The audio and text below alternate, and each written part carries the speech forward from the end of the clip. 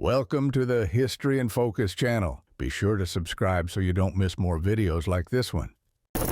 Every photo you will see in the next few minutes looks ordinary at first glance. A family portrait, a soldier posing, a girl smiling for a hotel camera. But each of these images hides a story that completely changes the meaning of the photograph when you discover what was happening at the exact moment the camera clicked. Real photographs that few people can bear to look at twice. Inside the home of Anatoli Mosvven in Nizhny Novgorod, Russia, police entered in November of 2011 expecting to find old books stolen from libraries. They found 29 bodies, not piled up, not hidden. Seated in armchairs, dressed in Sunday clothes, colorful wigs, makeup on the face, each one with a music box embedded in the chest. The victims were between 3 and 25 years old, all female, all taken from cemeteries in the region. Mosvven had a doctorate, spoke 13 languages, wrote for respectable newspapers. For a decade, he frequented the cemeteries of girls, noted dates of death, knew where each one was buried. He dug up the bodies during the night and carried them home in backpacks. At home, he began the process. He dried the skin, sewed the clothes, adjusted the hair. He treated the dolls as daughters. The women in the photograph worked in clock factories in the United States during the 1920s. The job was to paint luminous dials with radium paint, marketed as safe. To keep the tip of the brush always sharp, they touched the brush to their lips between each stroke. Hundreds of times per shift. The paint glowed in the dark. When they went home at night, their hair, skin, and teeth also glowed in the darkness of the bedroom. The first symptoms appeared a few years later. Jaws that rotted until they fell off, vertebrae that collapsed, tumors that perforated the face from the inside. The companies knew about the dangers of radium before hiring them and said nothing. When the girls sued, several were already dying. Some testified in court, sitting on stretchers without the strength to stand. None lived long enough to spend the compensation. This is the last photograph of the Lawson family. Everyone pictured, with the exception of Arthur in the upper left corner, would be dead within a few days of the click. Charlie Lawson, the man standing on the right, hired a professional photographer the week before Christmas of 1929. He paid in cash, up front. He bought new matching clothes for all the children. He had never done anything like it in 20 years of marriage and farming. At that moment, he had already decided what he would do. On December 25th, Charlie grabbed the shotgun and killed his wife, Fanny, and 6 of his 7 children. The youngest victim was 4 months old. Before fleeing into the woods and ending his own life, he did something nobody has been able to explain. He dressed each body in Sunday clothes, folded the arms across the chest as in a funeral, closed the eyes of each one. The house looked like a chapel. There was no note, there was no motive, there was no explanation. The object in the image is a glove. It was made from human skin taken from corpses by Ed Gein on his isolated farm in Plainfield, Wisconsin. In November of 1957, police entered the house looking for a woman who had gone missing from town. They found her body hanging in the barn like a slaughtered animal. Inside the house, they discovered the rest: bowls made of skulls, lampshades covered in human skin, belts sewn with nipples, masks removed from faces. Gein was not a serial killer in the traditional sense of the term. He confessed to only 2 murders. The rest of the materials came from cemeteries in the area, which he visited at night for more than a decade. The obsession began after the death of his domineering mother in 1945. He wanted to make a woman's suit to wear on his own body and transform into her. The case inspired Norman Bates in Psycho, Leatherface in the Texas Chainsaw Massacre, and Buffalo Bill in The Silence of the Lambs. The photograph is of a middle-aged man wearing a costume and tied to an armchair. The man is Dennis Rader. The photos were taken by himself, alone at home, wearing the clothes and using the instruments of torture he applied to 10 victims between 1974 and 1991 in the city of Wichita, Kansas. To the local community, he was a scout leader, church council president, devoted husband, father of 2 children. Nobody suspected absolutely anything. Rader signed the letters he sent to the press with the acronym BTK: Bind, Torture, Kill. He was arrested in February of 2005 when he sent a floppy disk to the police thinking the file would be impossible to trace. Investigators recovered his name in a few minutes. The photos were found stored in folders in the basement of his house, labeled, organized by date. He did this for 30 years. The faces in the photographs belong to children taken to Tuol Sleng prison in Phnom Penh, Cambodia, between 1975 and 1979. Each prisoner was photographed upon arrival, with an identification number hanging from the neck. The Khmer Rouge carefully documented 14,000 people who passed through that building. When the regime fell, they found only 7 survivors alive. The other 13,993 were tortured and killed within those walls. The building was a public school before the revolution. The classrooms became cells. The courtyards became interrogation rooms. Entire families searched these photos for decades, trying to discover what happened to fathers, sons, siblings. Many of the children did not even know why they were there. The Khmer Rouge imprisoned entire families when they suspected a single member. The children entered through the front door alive and exited through the back door thrown into mass graves. The man kneeling in the image is a Chinese civilian. The man standing with the katana raised is an officer of the Imperial Japanese Army. The photo was taken in December of 1937 during the invasion of Nanjing, then the capital of China. In a few weeks, Japanese soldiers raped approximately 80,000 women and killed between 200,000 and 350,000 people. The streets were covered with bodies. The Yangtze River flowed tinted red for days on end. To give you an idea, two officers, Toshiaki Mukai and Tsuyoshi Noda, made a bet to see who would be the first to behead 100 Chinese with a sword. The contest was reported by Japanese newspapers. As if it were a sporting event, both passed 100 before even reaching Nanjing and extended the bet to 150. They were tried after the war and executed in 1948. This photograph was found in June of 1989 in the parking lot of a store in Port St. Joe, Florida. The young woman was identified by family members as Tara Calico, who had disappeared in September of 1988 while riding a bicycle near her own home in Belen, New Mexico. The distance between the place of disappearance and the location of the photo, about 1,500 miles. Tara was 19 years old. She went out to ride her bike at 9 in the morning, promised to return before noon. She was never seen again. Her bicycle was found destroyed a few miles from the house, along with fragments of her Walkman. The police closed the case for lack of physical evidence. Tara's mother died in 2018 without ever having received a single official answer.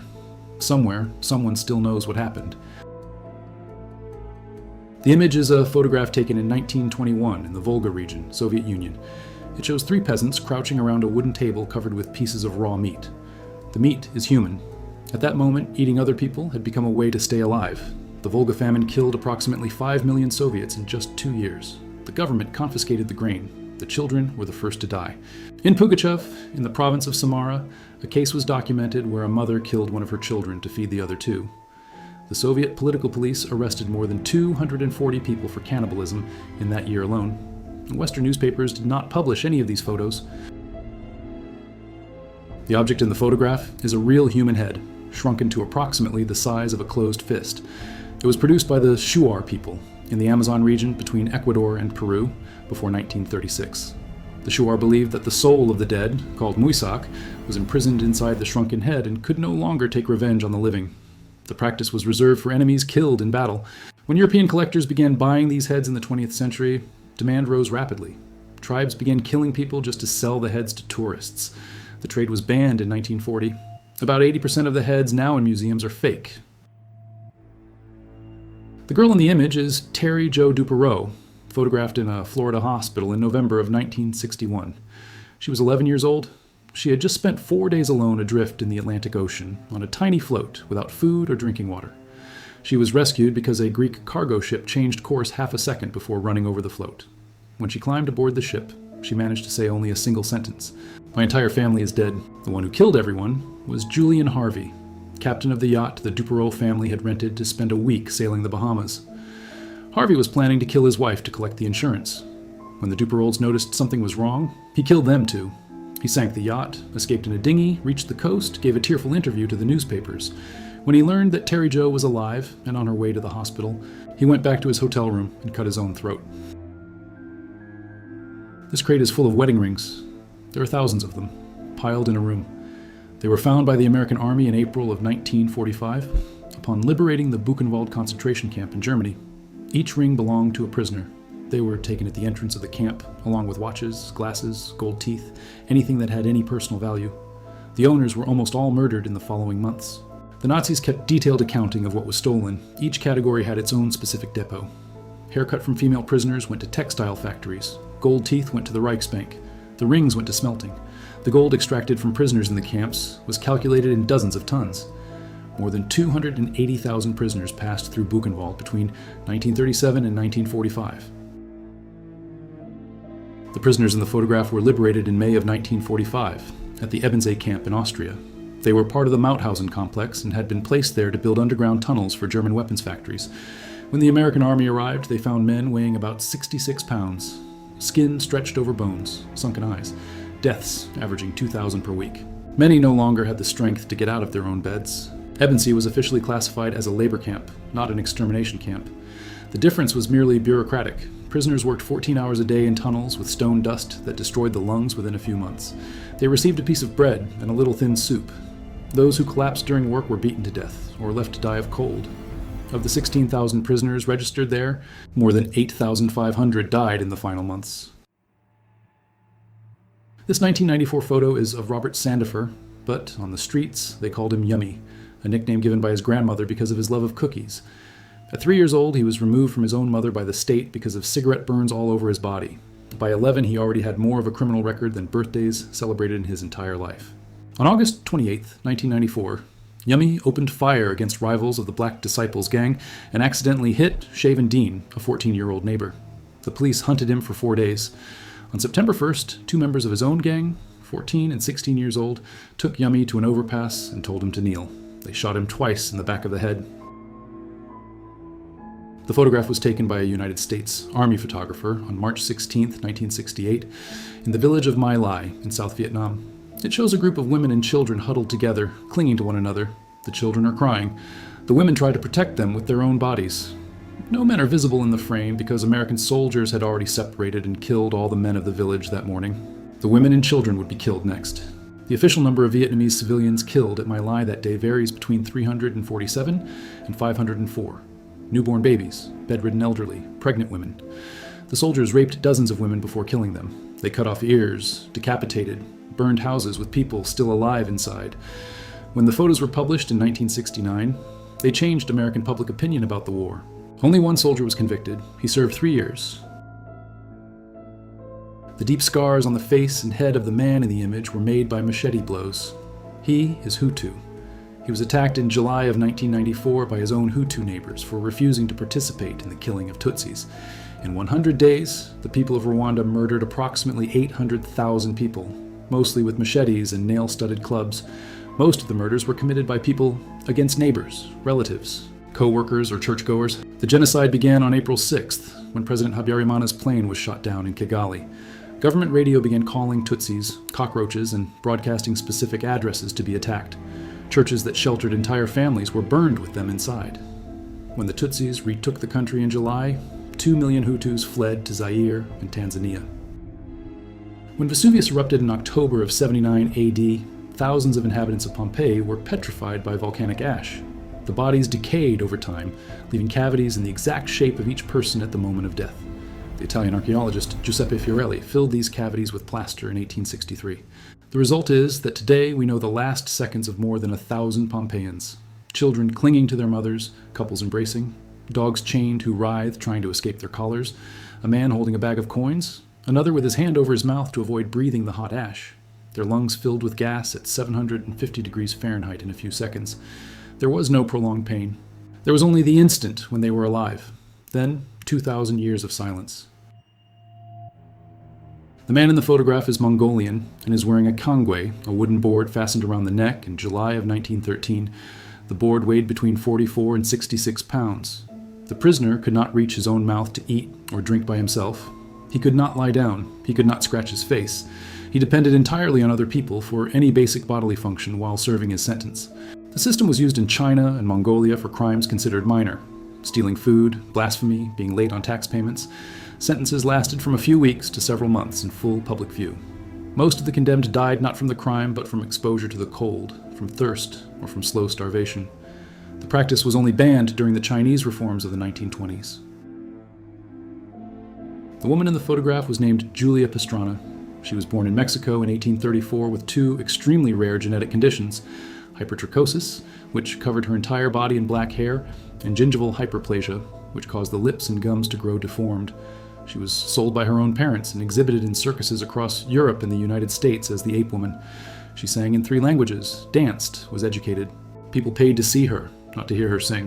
In 1860, Julia died in Moscow after giving birth to a baby with the same physical characteristics. The baby died a few hours later. Her businessman husband, Theodore Lent, sold the bodies of her and the baby to a Russian scientist, who mummified them and continued to exhibit them at paid fairs. The bodies circulated through Europe for more than 100 years after Julia's death. Only in 2013 did Mexico manage to repatriate her remains. She was buried in the town where she was born 179 years later. The child in the photograph is a baby sitting alone among the rubble of the South Shanghai railway station on August 28, 1937. The image was taken by photographer H.S. Wong of Hearst Metrotone News, moments after the Japanese bombing of civilians waiting to evacuate the city. The baby is crying. He is covered in dust. His mother had just died on the ground a few yards away, outside the camera frame. The photo traveled the world within a few weeks. In October of 1937, it was published in Life magazine, and in less than a month it had been seen by more than 136 million people across cinemas, newspapers, and magazines. The Japanese government placed a price of $50,000 on Wong's head, the equivalent of nearly $1 million today. He continued working until the end of the war. He died in Taipei in 1981, without ever discovering if the baby in the photo had survived. The mushroom cloud in the image rose over Hiroshima at 8:15 in the morning on August 6, 1945. The photo was taken by Russell Gackenbach inside an American plane accompanying the Enola Gay during the mission. The bomb that fell on the city, nicknamed Little Boy, exploded at nearly 2,000 feet above the ground. The temperature at ground zero exceeded 7,200 degrees Fahrenheit. People nearly 2 miles away became shadows, burned into walls. 80,000 people died in the first seconds. In the 4 months that followed, another 60,000 died from burns, hemorrhaging, and radiation. Children developed leukemia years later. The bomb was dropped on Monday. The following Thursday, another fell on Nagasaki. Japan surrendered 6 days later. The photo of the mushroom cloud, according to Gackenbach himself, is the most impressive and horrible photograph he ever saw. The men standing on the balcony all point in the same direction. Below them, on the ground, lies Martin Luther King Jr., just shot in the face. The photograph was taken on April 4th, 1968, at the Lorraine Motel in Memphis, Tennessee. King was in the city to support a strike by black sanitation workers. The shot came from a bathroom in the building across the street. King was 39 years old. He died an hour later at St. Joseph's Hospital. The shooter was James Earl Ray, a fugitive from the Missouri penitentiary system. He bought the Remington rifle 30 days before the crime at a store in Birmingham, Alabama. He fired only once. He managed to flee to Canada, then to London, and to Lisbon. He was arrested in June at Heathrow Airport. He confessed to avoid the death penalty and then retracted his confession. He died in prison in 1998. Until his last day, he swore he had been merely an informant. Nobody believed him. The photo is of Robert Kennedy lying on his back on the floor of the kitchen of the Ambassador Hotel in Los Angeles in the early morning of June 5th, 1968. He has a rosary between the fingers of his right hand, placed there by a kitchen helper who knelt beside him to try to comfort him. Kennedy had just won the California Democratic primary. He was leaving the party room through the back when the shooter found him. He took 3 shots at point-blank range. He died 26 hours later. The shooter was Sirhan Sirhan, a Palestinian born in Jerusalem. He chose Robert Kennedy because of the candidate's support for Israel, especially after the Six-Day War. In his personal diary, he wrote more than once, "Robert Kennedy must die." He was captured right there in the kitchen by an Olympic wrestler who was in the crowd. He was sentenced to death, then had his sentence commuted to life in prison. He is alive to this day. The Kennedy family recently spoke out against any request for release. The photograph was taken on August 2nd, 1914, at Odeonsplatz Square in Munich. It shows a crowd celebrating Germany's entry into World War I. The photographer, Heinrich Hoffmann, captured the moment on a glass plate, stored it in the archives, and nearly discarded it, considering it just another one. But in the middle of the crowd stands Adolf Hitler, 25 years old, recently arrived in Munich as an unemployed painter. The image was taken in a London hospital in 1940 during the German Blitz. Nurses carry babies wrapped in special respirators, called baby gas respirators. The devices covered the child's entire body except for the legs, which stuck out of the cylinders. Air was pumped manually by an adult with a bellows lever for as long as the aerial bombardment lasted. Weekly simulated attacks were conducted for mothers and nurses to get accustomed. The fear of poison gas attacks was real. German troops had used chemical weapons in World War I, and England distributed approximately 40 million masks to civilians during the second conflict. British babies could not use regular masks because of the size of their faces. The solution was the creation of cocoon respirators. The chemical attacks never happened on English soil. But the respirators were manufactured by the thousands and used during conventional bombings. The photograph was taken on November 22, 1963, on Elm Street in Dallas. It shows Secret Service agent Clint Hill leaping onto the trunk of the moving presidential limousine. Ahead of him, John Kennedy was slumped in Jacqueline's lap. The president had already received the fatal shot to the head. Hill ran from the escort behind the limousine, climbed on while the car accelerated, and grabbed First Lady Jacqueline. Hill stood on the trunk until the hospital, covering Kennedy and Jacqueline with his own body, thinking there would still be more shots from the street. When they arrived at Parkland Hospital, the president was already dead. Hill carried the guilt for the rest of his life. For decades, he stated that if he had reacted 1 second sooner, perhaps he would have taken the bullet instead of Kennedy. In 2012, in an interview on 60 Minutes, he cried in front of the cameras. He was 80 years old. He died in February of 2025. The image is a frame extracted from a 43-second video. The video was recorded by Libby German, 14 years old, on February 13, 2017, on the Monon High Bridge in Delphi, Indiana. In it, a man can be seen walking across the abandoned railroad bridge, coming toward the camera. Libby and her best friend, Abby Williams, 13 years old, had just crossed the bridge when they noticed the stranger behind them. Libby turned on her phone and began recording. That same afternoon, the man in the video, later identified as Richard Allen, ordered the girls to go down an embankment. He told them to kneel. He cut their throats. The bodies were found the following morning near Deer Creek. Before dying, Abby hid Libby's phone so the police would find it. Allen was sentenced in November of 2024 to 130 years. The girls helped catch their own killer. The object in the image was made around 1899 and is known as a witch's whistle, or Hexen fife. It was assembled from small bones taken from rats. The function of the whistle, according to European folk belief, was to scare away rodent plagues from homes and barns. Those who blew the whistle were people called senders, specialists in folk magic hired during plague outbreaks, considered a possible work of sorcerers who conjured rats for revenge. The dark outline stamped on the hull of the British ship HMS Sussex has the exact shape of a single-engine airplane. It was left there on July 26, 1945, during World War II in the Strait of Malacca. A Japanese kamikaze plane, piloted by a man who had volunteered to die, dove toward the ship at high speed. It struck the hull. The force of the impact was not enough to puncture the steel, but it marked the plate forever. The pilot died instantly. His name was never identified. The Japanese kamikazes received training between 1944 and 1945, during the final phase of the conflict. They were generally young university students in their early 20s.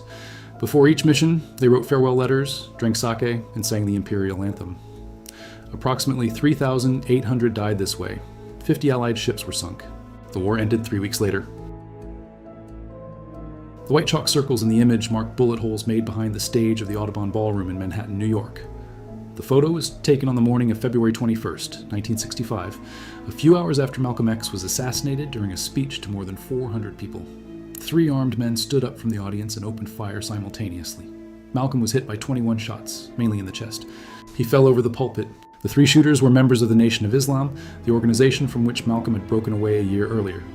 In 2021, 2 of the convicted men were officially exonerated by the American justice system after 5 decades imprisoned for the crime.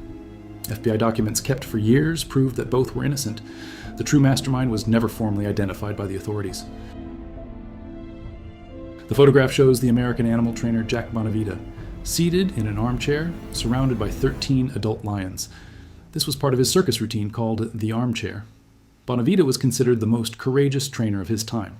He worked without a whip, without a revolver, without visible protective bars for the audience. The lions obeyed only his voice and gestures. The bleachers filled to capacity for the show twice a day. In 1917, Bonavita decided to specialize in polar bears, considered much more unpredictable than African lions. On March 19, 1917, during a training session in California, 2 bears attacked simultaneously. Bonavita did not stand a chance. He was bitten on the head and neck. He died before the ambulance arrived. The newspapers that covered the case noted that he had received 6 amputations in previous incidents over his 20-year career. He was 50 years old. The bears were spared. The compound in the photograph was built in 2004 in Abbottabad, Pakistan. It had walls about 13 feet high, barbed wire on top, no telephone, no internet, no windows facing the street. It was located about half a mile from the Pakistan Military Academy, equivalent to West Point. The image was taken on May 2, 2011, the morning after an attack by American Special Forces. Inside the compound lived the most wanted man in the world, Osama bin Laden. Bin Laden had been living there for 5 years with 3 wives and dozens of children and grandchildren. He rarely went out, avoided cameras, burned his own trash inside the yard to avoid raising suspicion among neighbors. The CIA found him by tracking his personal courier, Abu Ahmed al-Quaidi. 25 SEALs entered the compound by helicopter at 11:30 at night. The firefight lasted 40 minutes. Bin Laden was killed with 2 shots, one to the chest, one to the forehead. The body was thrown into the ocean. a group of Filipinos inside an enclosure at Coney Island, New York, in the early 20th century. On the outside, people paid admission to look at them as they would look at wild animals inside a cage. The practice was called a human zoo. It existed on a large scale in the United States and Europe between 1880 and 1958. People from the Philippines, the Congo, the Sahara, Patagonia were exhibited as exotic attractions at fairs. The 1904 World's Fair in St. Louis exhibited more than 1,000 Filipinos as a trophy of the recent American colonization of the islands. The 1958 Brussels World's Fair still included a Congolese village. The people exhibited were generally taken from their lands with false promises of paid work. Many died during the journeys from diseases they had never encountered at home. Those who survived returned with what they had been given, nothing. The last human zoo closed in the middle of the 20th century. The photograph was taken on July 7, 2005, near Aldgate Station in London. A man helps a woman, leading her away from the area cordoned off by police. She can barely walk on her own. They were two strangers minutes before the explosion. She had just survived one of the 3 bombs that detonated in underground carriages during rush hour, carried by suicide bombers mixed in with the passengers. The attacks were carried out by 4 British men radicalized at home with no proven direct link to Al-Qaeda. All 4 died in the explosions, taking with them 52 civilian victims. More than 770 people were injured. It was the first Islamist suicide attack on British soil. The terrorists were between 18 and 30 years old. 3 were sons of Pakistani immigrants born in England. The 4th had been born in Jamaica and lived in Aylesbury. These children worked on coal breakers, equipment that processed the stones extracted from mines in Pennsylvania. They were called breaker boys. They were between 9 and 13 years old. They sat in rows, hunched over conveyor belts with rocks passing at high speed, and separated the coal from impurities with their bare hands. The photo was taken in 1911 by Louis Hine, hired by the National Child Labor Committee to expose the practice. The breaker boys worked 10 hours a day, 6 days a week. They received the equivalent of a few cents per full shift. Their hands were constantly raw, covered in black dust that entered their lungs. Many lost fingers in the machines. Others fell into the conveyor belts and were crushed by the gears in seconds. Some developed black lung before the age of 15. Hine's photographs helped pass labor laws, but the breaker boys continued in the mines until 1920. The photograph was taken on April 15, 1865, at Ford's Theater in Washington. The theater is empty, the chairs intact. The presidential box in the background, with folded curtains, almost as if nothing had happened the night before. But 13 hours earlier, in that same box, John Wilkes Booth silently approached Abraham Lincoln, placed a derringer behind the president's left ear, and fired. Lincoln was 56 years old. He died the following morning. Booth was a famous professional actor. He knew every exit of Ford's Theater like the back of his hand. He lit from the box to the stage, shouted Sic Semper Tyrannis in Latin to the audience, and fled through the back on horseback. He was hunted for 10 days before being shot dead in a barn in Virginia. Ford's Theater tried to reopen 3 months after the assassination. It received threats from the public, was forced to close, and became an army warehouse. It did not present plays again until 1968. The box is preserved. The image was taken on April 18, 1906, on Sacramento Street in San Francisco. It shows residents observing columns of smoke rising at several points across the city at the same time. The earthquake struck the California coast at 5 in the morning with an estimated magnitude of 7.9 on the Richter scale. It lasted approximately 45 seconds straight. But the worst came next. Gas pipes ruptured. The fires burned for 3 days. The official death toll released at the time was 478. The real number, according to historians who reconstructed the records decades later, exceeded 3,000 people. 225,000 were left homeless in a city of 400,000 inhabitants. 90% of the buildings were destroyed. Authorities dynamited entire blocks trying to create barriers against the fire. Instead, they spread the fire to areas that were still intact. The photograph was taken in 1976 inside a house at 112 Ocean Avenue in the small town of Amityville on Long Island, New York. Automatic cameras set up by investigators, Ed and Lorraine Warren fired every 15 minutes during the night, with nobody present in the rooms of the residents. In one of the photos, recovered from the film 2 days later, a blond boy of about 10 years old appears, with glowing eyes, peeking through the half-open door of an empty room on the second floor. The Warrens believed it was the spirit of John Matthew DeFeo, 9 years old, murdered inside that same room in November of 1974. That night, the older brother, Ronald DeFeo Jr., killed both parents and the 4 siblings while they slept with a .35 caliber rifle. The family that bought the house a year later, the Lutzes, fled 28 days after moving in, alleging paranormal persecution. The photo of the boy has never been explained. The photograph was taken on July 16, 1952, in the city of Salem, Massachusetts, by Shel Alpert, a watchman at the United States Coast Guard Air Station. It shows 4 oval lights aligned in the sky above Winter and Cat Islands. Alpert was on night watch when he saw the glow through the office window, grabbed his Polaroid camera, and photographed within seconds. The lights disappeared shortly after the click. They could not be identified as any known aircraft of the time. The photograph arrived at the office of the Sarasota County Sheriff in Florida on December 29, 2000.